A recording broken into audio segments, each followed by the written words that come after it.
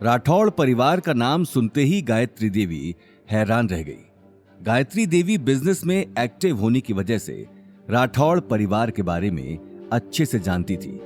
जोधपुर के साथ साथ रघुवेंद्र राठौड़ का बिजनेस कई जगह फैला हुआ था और इस बात से पूरा जोधपुर वाकिफ था। लेकिन गायत्री देवी इतने बड़े आदमी का अपने घर पर आने का मतलब समझ नहीं पा रही थी। गायत्री देवी के साथ साथ रघुवीर और सिद्धार्थ का भी यही हाल था। वहीं दूसरी तरफ अवनी के दिमाग में कई तरह के सवाल चल रहे थे। रघुवीर भी देखते देखते मुंशी जी के पास जाकर खड़ा हो गया। गायत्री देवी ने रघुवीर को देखते ही कहा, रघुवीर जी, मुझे ये देखकर बहुत अच्छा लगा कि आपके राठौर परिवार के साथ इतने अच्छे रिलेशंस हैं, जो उन्होंने हमारी इतनी छोटी सी पार्टी में आने की जहमत उठाई।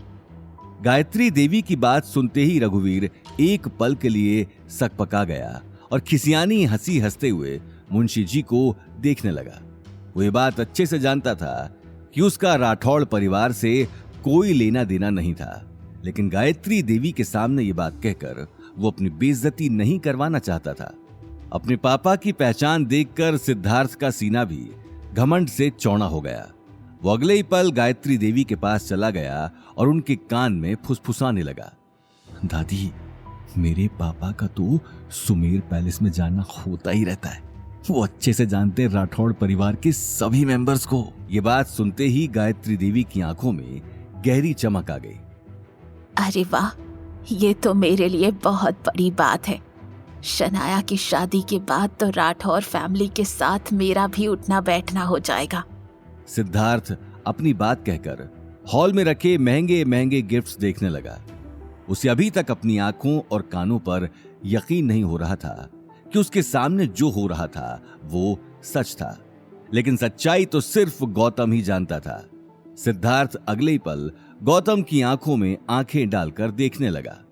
मिस्टर गौतम, देखो अपने आप को, एक मैं जमाई हूं और एक तुम जमाई हो। ऊप्स, घर जमाई हो।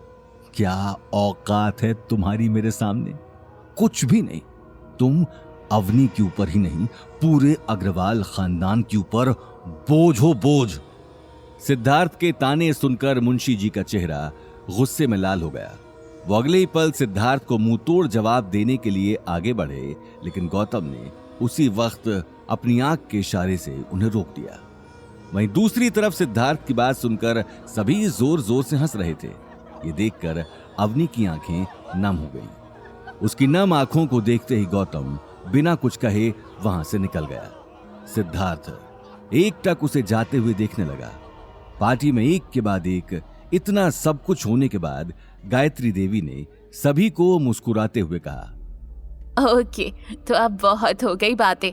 इन सारी बातों की वजह से पार्टी का मजा खराब क्यों करें हम लोग।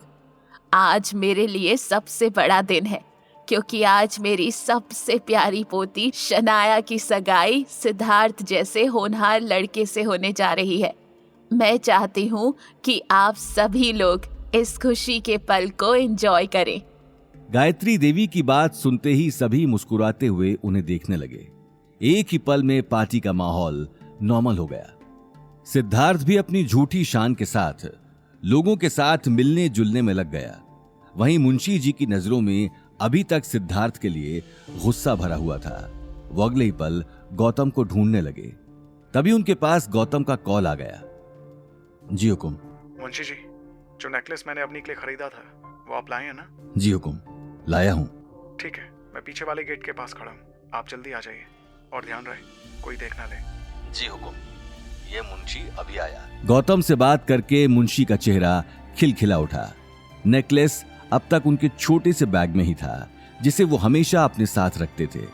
वो अगले ही पल लोगों की नजरों से बचते हुए अग्रवाल हाउस के पीछे वाले रास्ते में चले गए। कुछ ही देर में उन्होंने गौतम से मिलकर उसे नेकलेस दे दिया।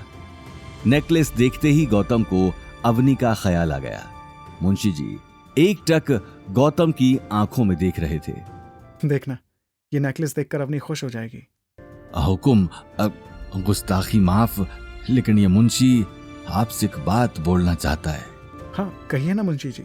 ये मुंशी समझता है कि आपको अवनी के साथ बहुत अच्छा लग रहा है, लेकिन 1 साल बाद आपको अवनी को छोड़कर दीप्ति बिटिया से शादी करनी है, तब आप कैसे संभालेंगे ये सब?